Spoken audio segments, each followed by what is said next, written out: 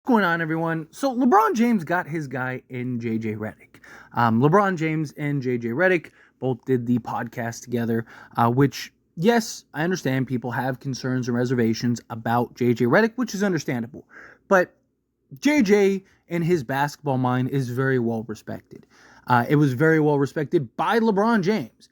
Talking about LeBron here, he could have done a podcast with any player, coach, you name it. Could have done one with multiple players and coaches. And yet he did one with JJ Redick, right? Like, he could have done a podcast with Rondo or a former coach or anything and did it with JJ Redick, right? Because he respects him. It's a basketball mind. They're friends, right? Now JJ's coming in to be LeBron's coach. And what I want to dive into in this video, and of course I want to hear your thoughts and opinions down in the comments below, but the reality of LeBron truly buying in. And what I mean by that is obviously buying in and respecting and showing that respect and allowing himself to be coached, for one. Two, to be criticized by JJ, right? Like, that was a big thing, right? Even Russell Westbrook talked about, right? Put us all on game with that, right? Where he was just like, hey, I don't mind being called out. I don't mind being criticized. I don't mind, the coach telling me what I'm doing wrong, but it's got to be for everybody, right? Same thing with Darvin Ham. It's got to be for everybody.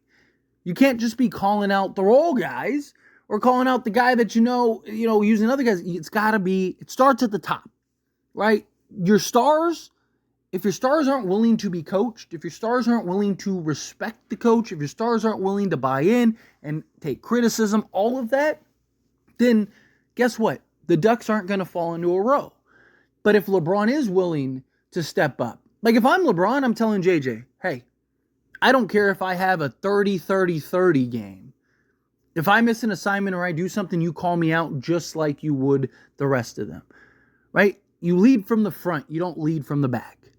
And there's a lot of talk of LeBron playing more off ball. JJ Redick says, hey, I want to get LeBron more off ball. I don't want him on ball as heavy. We've heard that every year from several different coaches dating back to Cleveland days even.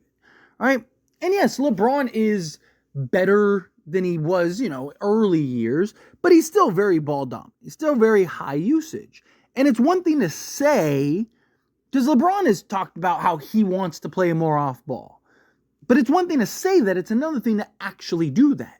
I mean, the Lakers have repeatedly tried to get somebody so LeBron could play more off ball. That's why we got Dennis Schroeder the first go around after we won in the bubble, right? Then they went and got Russell Westbrook. That's one of the reasons we got Russell Westbrook, so LeBron could play more off ball. Then we got Dennis Schroeder again, and now we got D'Angelo Russell. And the Lakers are actually best when D'Angelo Russell is playing as the point guard, right? So it's like, it's easy to say that you want to be off ball. It's easy to say from a coach that, like, hey, I'm going to play LeBron more off ball. It's another thing to actually have LeBron do it and buy in.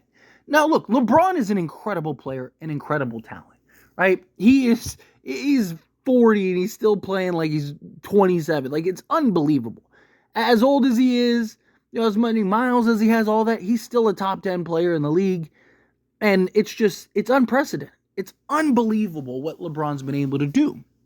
But the whole idea and logic and everything behind this, and, to set the example to win and lead this team, right? Because JJ Redick, like, again, I'm not worried about JJ Redick and the X's and O's. I'm not worried about JJ Redick and the basketball stuff, right? He's shown he has the basketball mind. He's shown he has the capability of drawing up plays and simplifying those plays and running different sets and options. And he has support on the bench and all those things, right? Like, I'm not worried about JJ as the head coach. I think he's going to be fine. It's everything else that goes on behind the scenes. Again, it's film training, it's practices, right? JJ Redick wants to do these high intense practices. Is LeBron going to buy into that? Is LeBron going to buy into doing practices? I mean, Darvin Ham didn't practice, right? We even heard from Patrick Beverley, hey, Darvin Ham even apologized to me for not doing more practices. How much of that was Darvin Ham? How much of that was also LeBron not wanting to practice, or LeBron not wanting to get ready? You hear it all the time, not just from like LeBron and like AD and stuff like that. A lot of stars, right? I mean, Allen Iverson, going back to AI. I mean, even longer than that, but even AI is famous for, practice. We talking about practice, right? Like, stars don't like to practice the way that the other players do, or other guys do. Now, you have the occasion, like Kobe was manic when it came to just practice. I mean, practices were tougher than the games, and it was to prep you for those games. Like, the games are nothing. If you could survive Kobe, imagine how easy the games are going to be, right? Well, JJ wants to establish this culture and this work ethic and this, all these things. Like, you need LeBron to buy in. If LeBron isn't willing to practice, and if he isn't willing to put in the time and the energy and the effort, if he doesn't respect JJ, because we've seen LeBron. I mean, look, David Blatt. I mean, even Eric Spoelstra, right? Like, him and Wade went to Pat Riley and were like, hey, get this guy out of here, right? Like, but it's not just, I mean, a lot of stars have had their conflicts with coaches, but this is LeBron's guy, right? This is JJ Redick. LeBron wanted him. LeBron loved him. I know JJ tried to say, oh, I didn't even talk to LeBron about, like, stop. Everybody knows. There's not a person on the planet. You guys were just doing a podcast 2 days before. You don't think that they didn't talk to LeBron about it? You don't think that JJ and LeBron didn't have a discussion about it? Like, stop. Like, we're not stupid, but I get it. You don't want to make it seem like the only reason you got the job is because of LeBron. Fine, right? But to me, it's just, again, we've seen LeBron buy in, though. We've seen LeBron actually do those things. And the last guy he did that for was his guy, and Tyronn Lue. Tyronn Lue was really the only coach that was able to truly get into LeBron. Boss, right? He was the only one that was truly able to get LeBron to buy in and practice and be able to get and call him out and, point out flaws and all that stuff, right? LeBron let Tyronn Lue really kind of use him as the example. Well, we need that again with Redick, right? Like, again, it starts at the top. You can't lead from the back. You have to lead from the front. And in order to do that, LeBron is the guy, right? If LeBron buys in and LeBron is willing to be criticized and LeBron is open to just all the things that come with that, guess what? Everyone else is going to follow suit. As soon as Darvin Ham started to lose LeBron and everybody, guess what? That was it. That was the nail in the coffin, right? Because, again, LeBron is the leader. This is LeBron's team. He is the guy. He has all the gravity, all the power, all the everything. But LeBron needs to be willing to relinquish a lot of that to JJ Redick and allow JJ Redick to coach. You have young team with young players and young talent and stuff. And the only way that you're really going to win this year with the current team that you have, which I do believe that they can. Do I want to trade? Yes. Do I think we need a trade? Yes. But are we still good enough to win? Like, would anyone be shocked if we won? I don't believe so. Right? You still have LeBron James and Anthony Davis.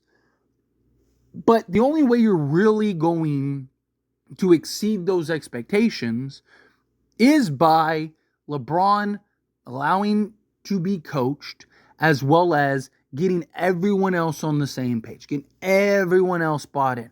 That 2020 team, Frank Vogel wasn't the guy getting into LeBron. Boz, like, it was Jason Kidd. It was Rajon Rondo.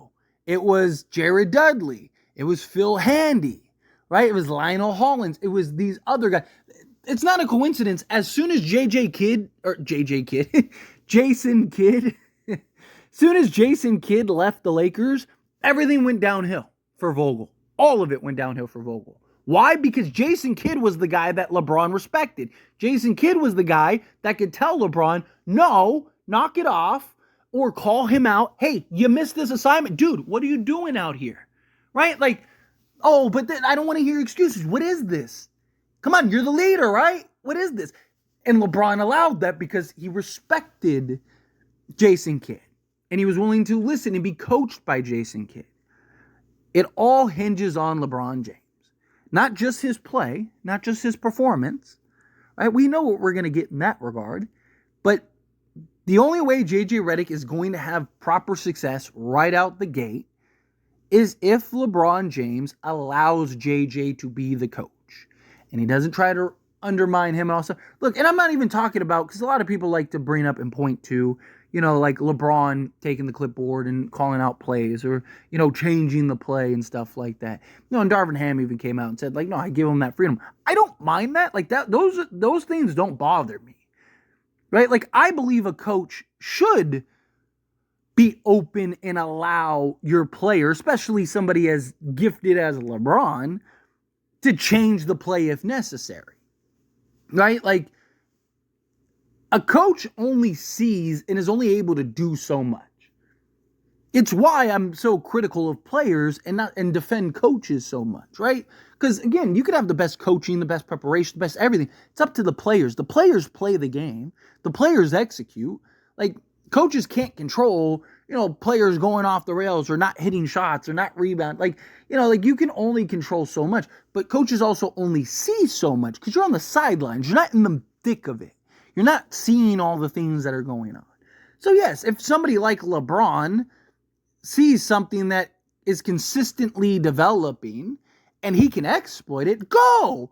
If there's a better play that presents itself, do it. Right? That's the job. That's a good coach. A good coach is willing to kind of let his stars or players, period. If you have some, but you got to take ownership of that.